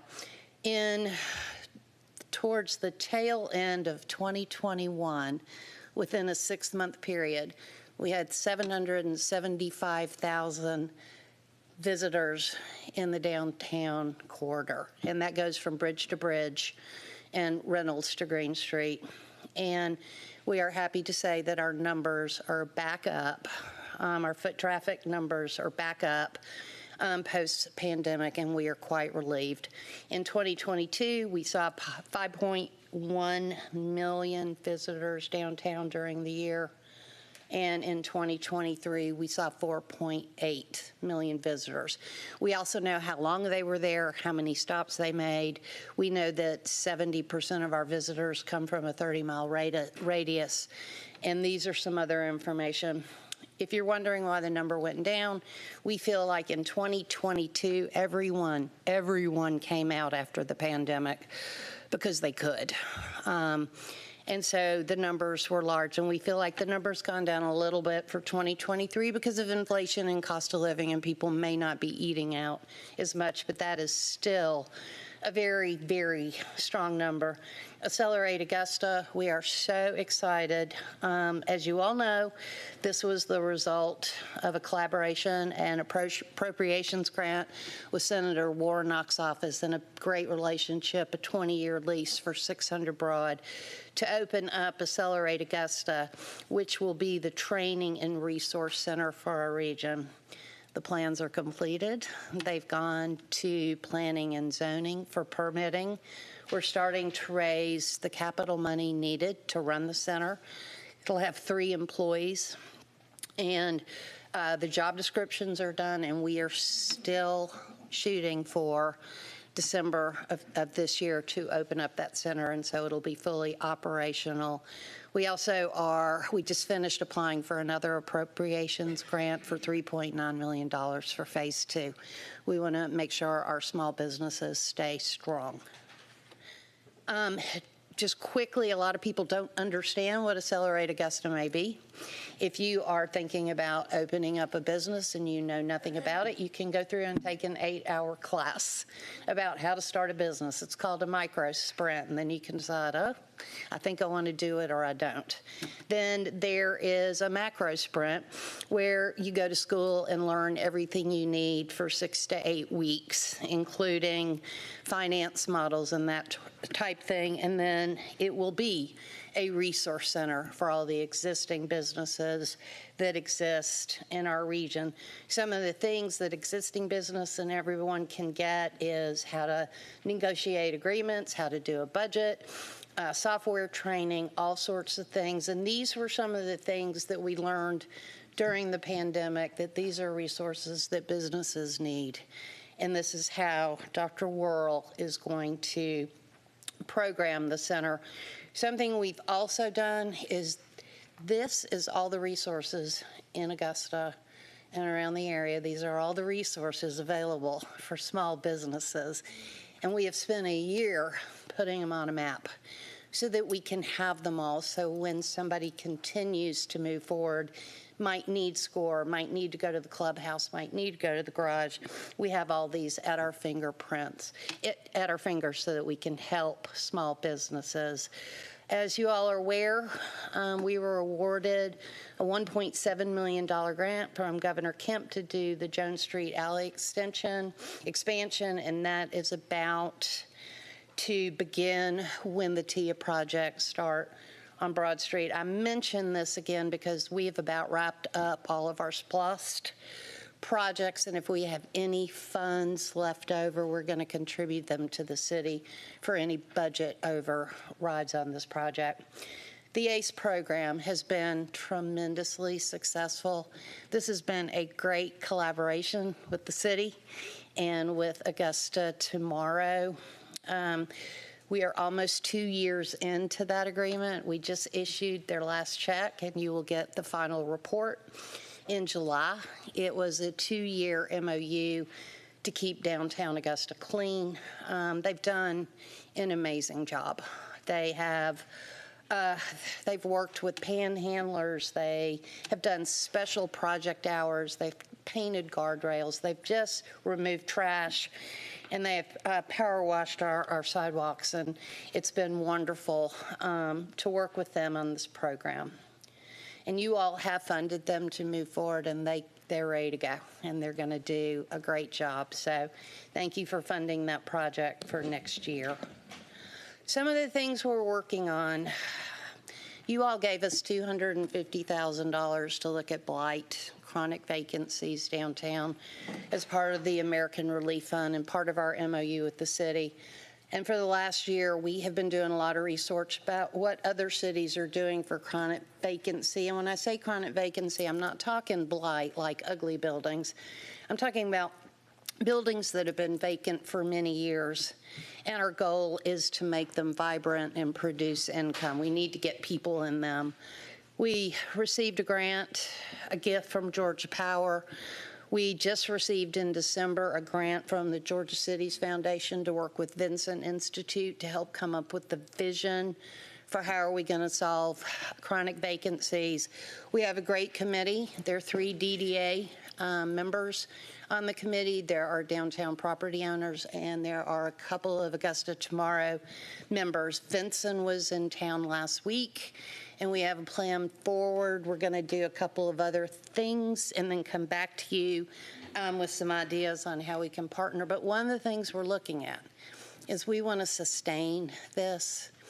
You know, we could buy a building, we could fix it up, we could rent it, we could do all these things, but we want to find something that is sustainable. So we are talking to local banks about starting a revolving loan program to help some of these vacant properties get back on the books. So there's more to come on that. We have started a really aggressive retail initiative this past year and have hired someone in our office. Her name is Corbin Freeman.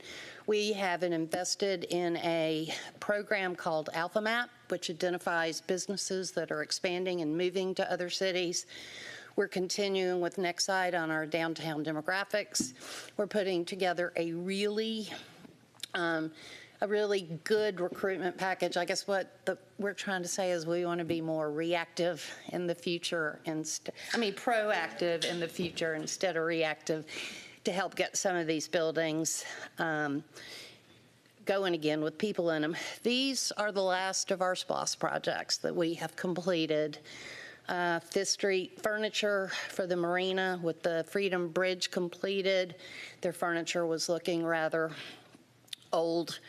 $18,000, $12,000 for Wi-Fi on the Freedom Bridge, about $92,000 on the SUFA kiosk that'll help communicate, excuse me, during the TIA projects, and then the arches are done. They are installed and they are done. And if you haven't seen them, please drop by at night. They are our gateway to the city and show people how to actually get to the river from downtown. In closing, We just got another check from Georgia Power to continue our facade grant program. We've already gotten 2 applications to approve, and we are seeing an uptick in the amount of Georgia City loan applications. They're low-interest loans that come through the Downtown Development Authority because of the interest rates right now. We've received like 3 in the last week. And that is it. That is what we've been up to and what we will continue to do, and I'll answer any questions if there are any. Thank you so much, Mrs. Woodard. I'm going to go to Commissioner Johnson first. I know Commissioner Lewis, you were in the queue, but since you serve on the board, I'm going to go to you first. Is that okay? Yes, sir. Commissioner Lewis, you good with that? Since how he serves on their board. I'm just going to let him, thank you. I just want to thank Margaret for the hard work. Margaret and her whole team, y'all are doing great work downtown. I was going to make a motion to receive this information, but I'll yield to my colleague from the 6th so we can take that business up. Commissioner Lewis, the floor is yours, sir. Thank you, Mr. Mayor. Yes, ma'am. Thank you, Ms. Woodard. Great presentation. I just wanted to go back to one of your slides. It's a scale model that you showed, and I think it was for new businesses or incoming businesses. I see that you have a great model if you would keep going. And I just wanted to know, it looks like you were in collaboration. There you go. Come back.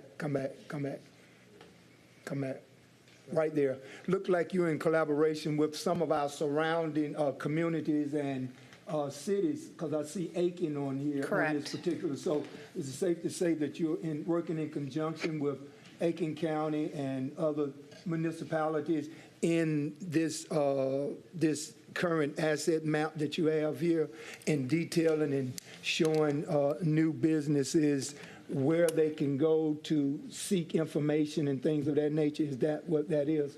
That's a good question. Thank you. We want this to be a regional center. We want this to be for entrepreneurs that are in Burke County, Aiken, all over the CSRA. So we are trying to really build something that is regional, and it'll attract people here to Augusta. So yes, we looked at some of the resources are in Atlanta. So. Okay. Thank you. Thank you. Thank you, Commissioner. Commissioner Jordan, you still in the queue, Yes, sir. Just again, thank you, Margaret. Downtown is in the best position it's been in a long time. It's growing, it's blowing up, and I encourage everyone to come downtown, to see downtown. Don't let the media scare you into believing that downtown is scary and unsafe and unclean. These are the facts, and I want to just publicly thank you for the hard work that y'all are putting in. And with that, put a motion to take this information on the table. Second. All right, there's a motion. No, is there any objection to that motion? Seeing none, it is received. Thank you, Ms. Woodard. Appreciate it. All right, Madam Clerk, we're moving to number 7, and we're going down the line. Item number 7 is a motion to approve additional funding for the senior nutrition sites for the provision of cost-free recreational services to program participants. Commissioner Garrett, did you ask this to be pulled? There you go. I did. I just looking through the material, and I'm not on that committee, so I wasn't able to really ask questions in regards to this item. I just see where the funding source is coming from the 1% cut from the budget, and so I'm just kind of curious how that works. How can we use funds that were cut to pay for this service? All right, Madam Administrator. If this item is approved by this body, then that would indicate that the funds that he has suggested use of would be transferred. Keep in mind, the funds that were cut from the budget are essentially reserved, so they're not unavailable for use. But yes, if this body approves this agenda item, that's where the Finance Department would transfer funds to the department. And will the funding be spread evenly among these 6 locations? And if so, how is that dictated? Just, I mean, because I'm sure that all these centers have different amounts of participation. So. Mr. Jackson. Yes, sir. Good afternoon, Mayor and members of the Commission. Yes, that is correct. The allocation would be $5,000 for 6 different sites. We've had discussions with our staff about how we could allocate those funds. We do realize that certain centers have more members than others, but that is the goal, is to actually just sort of have that equity among sites. So at this point, it sounds like there's not really way to use the money? You're just kind of working through what the programming would look like? Well, no, sir. We have activities designated for these funds, like particularly for movies, bowling, canal activities, those type of things we've outlined moving forward for the summer. All right, motion to approve. All right, there's a motion from Commissioner Garrett from the 8th, second from Commissioner Francine Scott from the 9th. Seeing no colleagues in the queue, let's vote, Madam Clerk.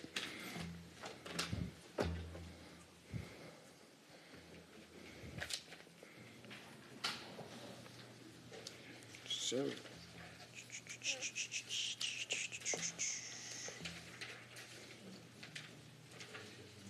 That motion carries with Mr. Guilfoyle out.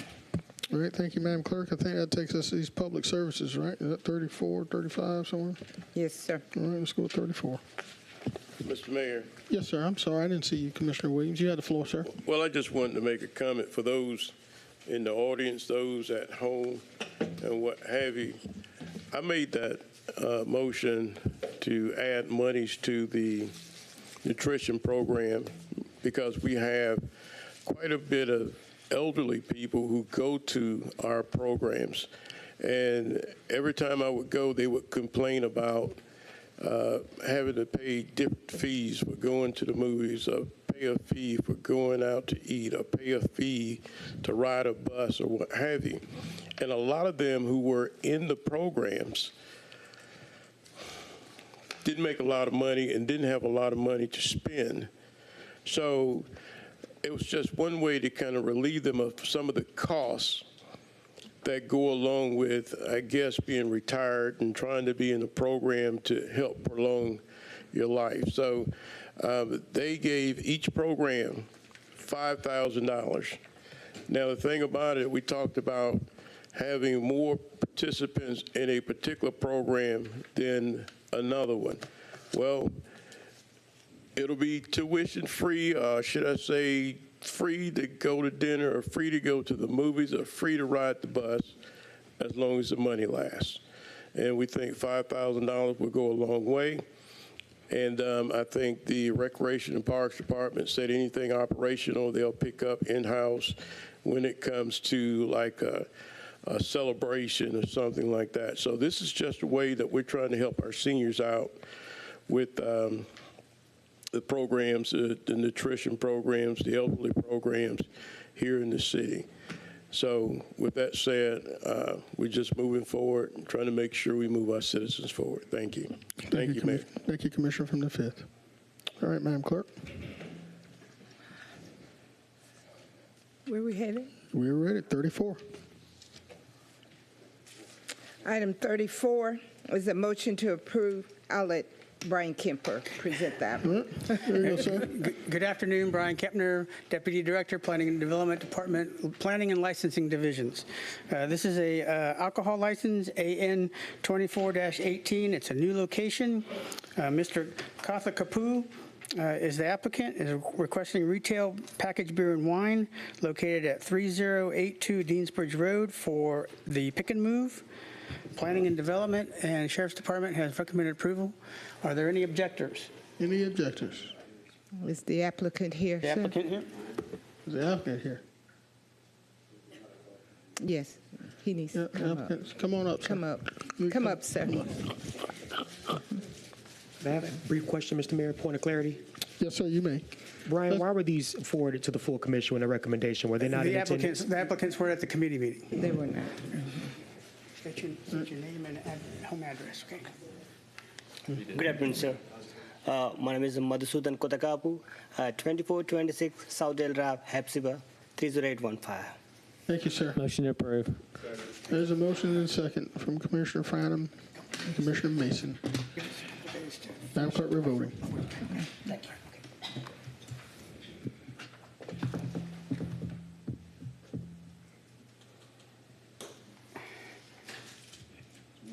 That motion carries with Mr. Johnson and Mr. Guilfoyle out. All right, Madam Clerk, next item.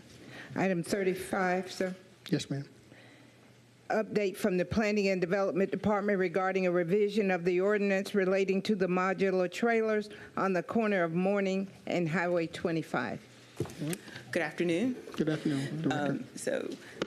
We being me and our staff attorney, Sam Miller, have gotten together. We've come up with some good answers. I'm smiling here. So what we did was we actually spoke with the applicant. Their initial site plan was, of course, under a different address, and they submitted it as a hair salon. And so we learned about the other potential uses at a later date and things of that nature. But the bottom line, the meat and potatoes of it all is it has been determined that we can cite them for the infractions at the $500 per day. And so the actual applicant was supposed to be here today, and they notified us today they wouldn't be here. So we're going to move through that process with the guidance of legal on how to proceed. And we are using sections of the ordinance under the construction and building without the proper permits to erect a structure. All right. Chair recognizes Commissioner 7. Thank you, Mr. Mayor. Can you state that again? You're 500 per day for how long? We have the ability to do it per incident. So we're still working through that because it could be per day, per trailer, not trailer, but per unit and things of that nature. But the main thing is we are able to go and actually take some action. And so I'm not in a position where I'm prepared to say exactly what those dates will look like, number of days. What we might do is actually start it from the date that we've contacted them. It would be an exorbitant amount to go all the way back to 2022. So I don't think that's going to be advised. I think that we'll have to talk with legal more offline, and we'll, through the administrator's office, communicate that back because there may be some legal implications that we can't discuss on the floor. So what do you need from this body today? The commission just requested an update, and I brought back the good news, so we can do something. So we don't have to approve anything to? No, sir. We found a way to make it work with the existing ordinances at the state and the local level. All right. So Motion to receive his information? Without objection. Is there any objection to receiving this as information? Thank you, Mr. Mayor. Noting none. Thank you, Director Delaney. Madam Clerk, let's move on. Item 36. Go ahead, Brian. Mr. Kemper. This is an application for a massage operator's license. The applicant is Tiffany McGuire. The business is in connection with Mindful Relief, located at 1502 Monsanto Avenue. Planning and Development and Sheriff's Office have recommended approval. Are there any objectors? Any objectors? Seeing none. And the applicant's here. All right. Good afternoon. Tiffany McGuire, 2501 Castlewood Drive, Augusta, Georgia, 30904. Motion approved. So there's a motion to approve. Is there a second? I'll second. Catherine McKnight from the 3rd seconds it. Seeing no colleagues in the queue, let's vote, Madam Clerk.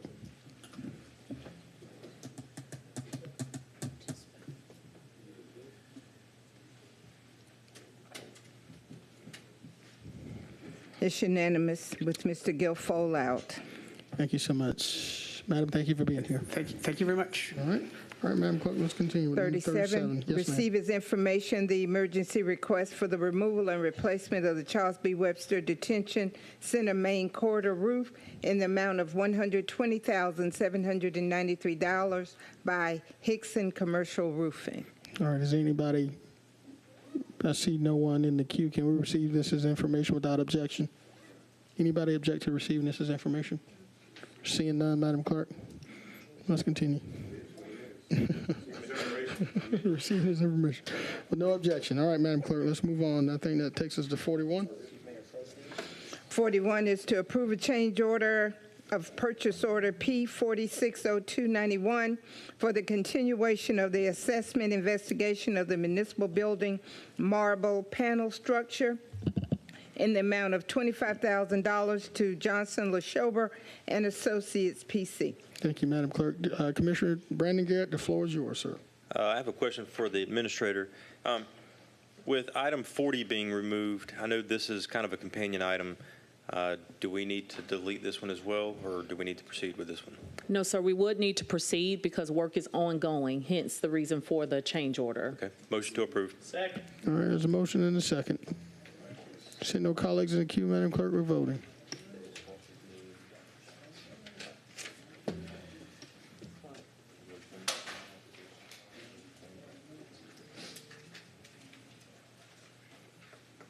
Ms. Garrett. Might need a new battery. It's unanimous. Thank you, Madam Clerk. I think Mr. Guilfoyle out. This is our last item for today. Item 49.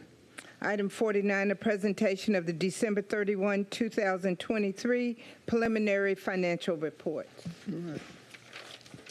Director Williams, welcome. The floor is yours, ma'am.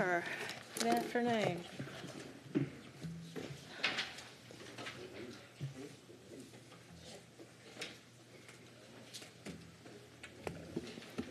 Come on, dude. Open up. Oh, okay. Guess it close this one folks on.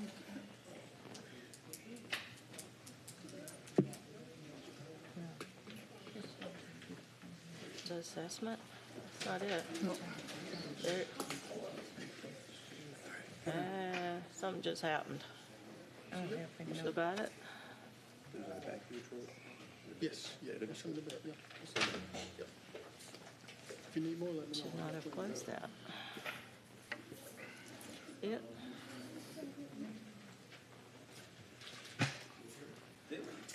Vision version 3, that says Chris Harrison. There it is.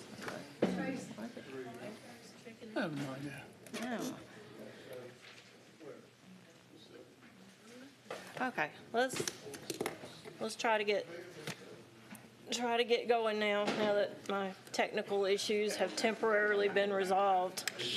All right, colleagues. How many we're gonna have? Just a few more minutes here. Let's see. We have a quorum of 3, 6, 7. We got 7. All right, let's move on. Okay, I'm gonna run through this quick. I know you guys are ready to get through, so you can read all this and memorize it for the test later on.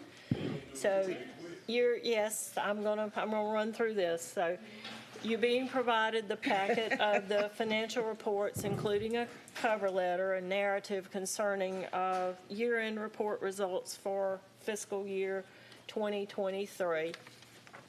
So, once again, we are specializing in some good news today.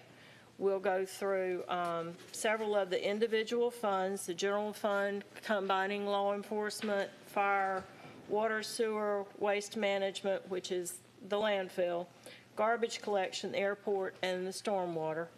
We show you our sales tax charts with the collections, which are driven by a pretty strong economy as we're running through it right now. And as you know, the local option sales tax is a direct rollback to your property taxes. The special purpose local option sales tax is what we use to do projects. You have requested some information on cash, where it is located, and the types of investments we have. That is located in your packages as well. I've got one short slide in my presentation that I'll run through. I'm going to give you a brief update on the American Rescue Plan, the projects that are still open that have some monies remaining, as well as the unobligated balance. Bond ratings, Courtney went through some of that before. I'll touch on it briefly because it's really hard to convey the importance and how good of an outcome that is for Augusta. And then we'll go through a little calendar with our upcoming events. So here's the really good stuff. So the general fund, and I'm going to tell you about 5 different times, these numbers are unaudited. So that's just the accountant in me cautioning y'all, because things do change. They're usually minor changes due to timing. We've never had any significant restatements done by the auditors to presentations that we have done, but I always put that out there so everybody knows that they have not gone through the formal audit process as of yet. The general fund and law enforcement will increase their fund balance, increase to our reserves by $6.3 million. That is approximately, when we talk about number of days of reserve, that would add approximately 5 more days.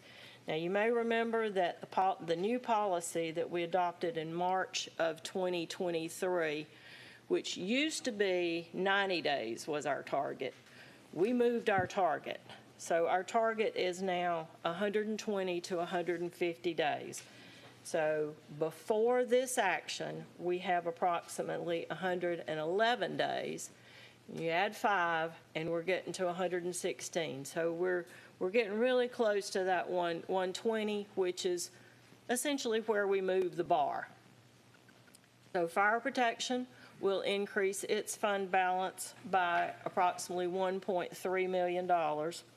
That is primarily due to an increase in the amount of money that we received for insurance premium taxes, which comes directly from the state by a mystical formula that they have involving population and a bunch of other factors. That would add approximately 14 days worth of operations to their fund balance, or it would buy you a fire truck, which, as we know and the chief has brought forward, he has some rather extensive capital needs that need to be addressed, and unfortunately for him, every one of them is expensive. Water and sewer will increase their fund balance by about $7.8 million. Their revenue was up about 10% over our projections, and the information we have was that approximately $1.3 million of that was related to new connections out at Fort Gordon.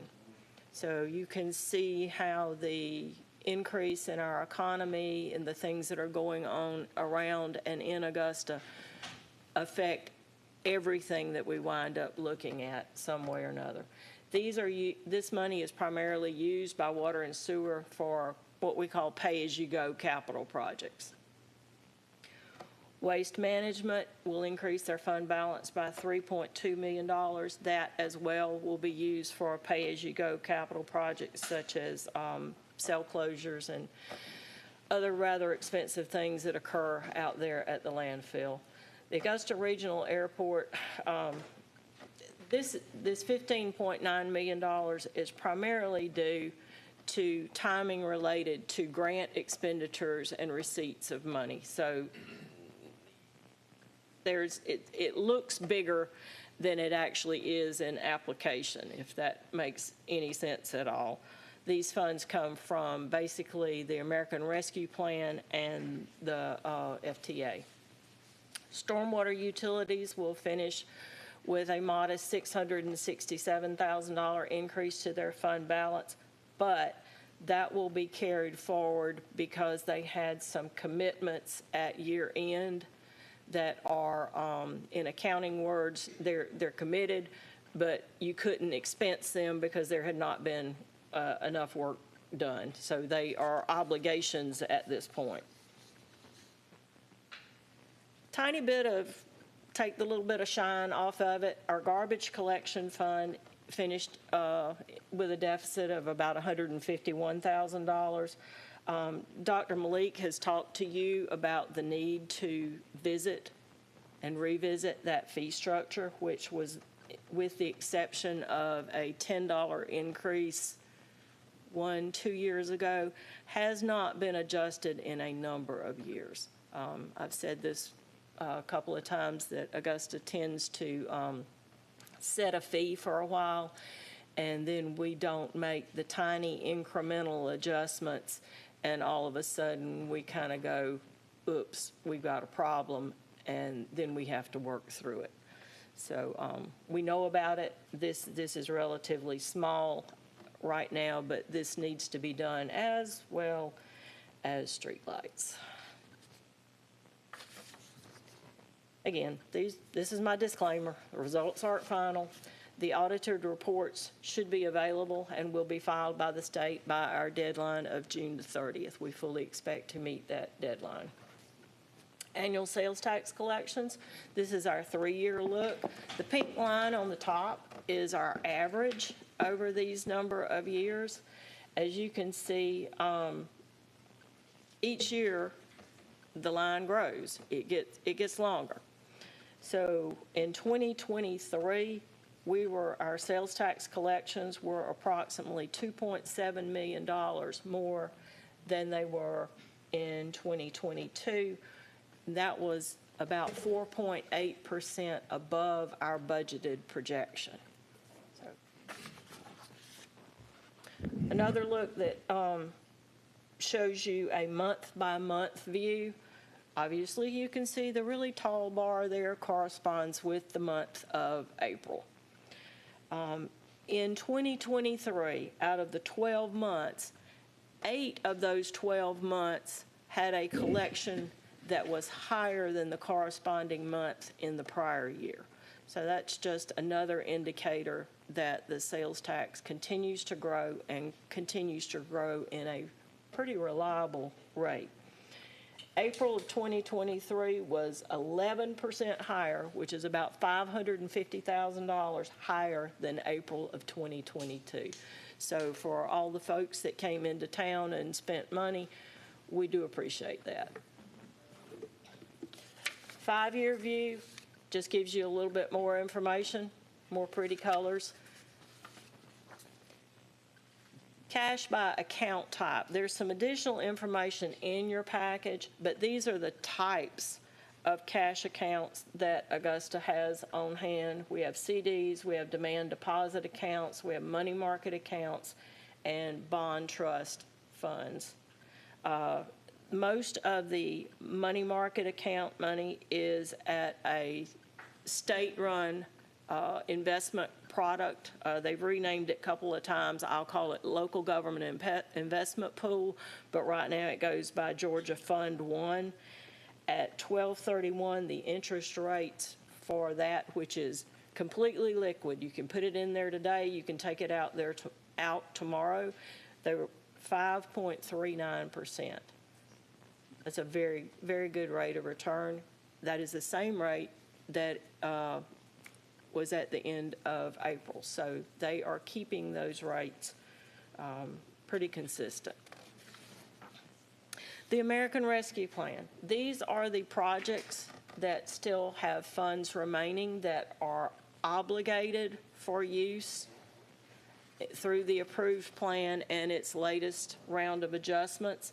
This was at 12/31. Unobligated amounts was almost $1.5 million down at the bottom.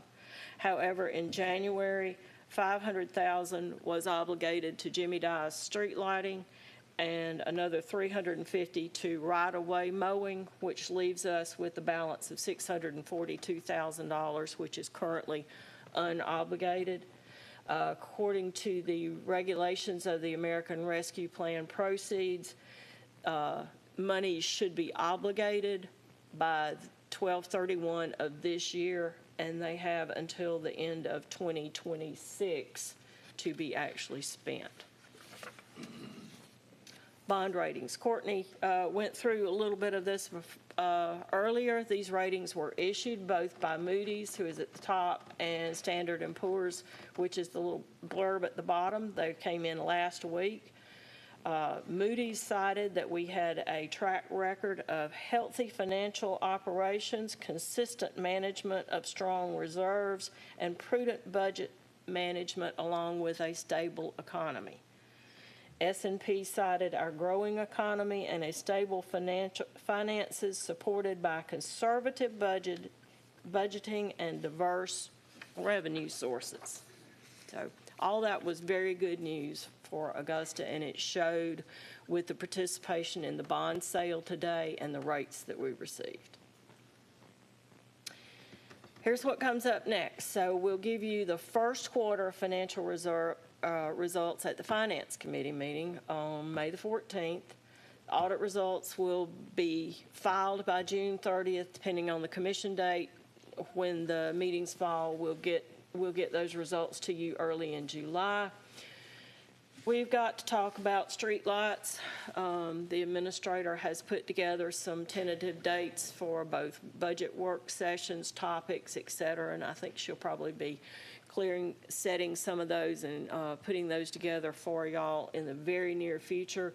Any changes would need to be made prior to either the millage rate acceptance and definitely before the tax bills go out, because that's the mechanism that is used to bill the streetlight fee. 24 millage rate process will occur late July, early August, after the tax assessor finishes and gets the digest compiled for us, so that we know the value of the properties that we are levying the millage rate on, so we can make you guys a good recommendation.